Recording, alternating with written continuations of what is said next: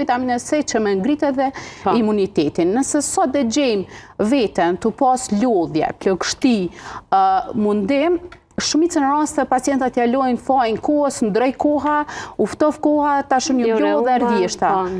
Jo, edhe reumen, edhe lodhjen, edhe plagështin janë kryesisht si faktor e mineraleve dhe baza e krejt lodhjes duhet mas pari mu lumtu vitamina D.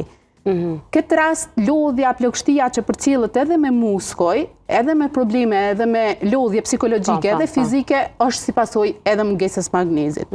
Kur të buhen këto dy mungesa bashk, kjo ka lënë diçka ma kronike edhe ma e madhe. Do të thonë, mos ta habitemi, nëse sot kemi lodhje plagështi, mundim për shkak të kohës, mos ja lënë fajin vjeshtës ose kohës. Është problemi të mungesa shumicën e rasteve. Fjala e magnezit edhe vitaminës D3. Kryesisht vitaminës D3 patjetër me po mbas analiza, po magnezi mund me marrë edhe pa edhe pse nuk del vlera magnezit e tha edhe më herët zonja Ajtene të cilën e patëm. Mund me marrë se sidomos gjatë dimrit muskujt në dy raste kanë shumë nevojë për magnez.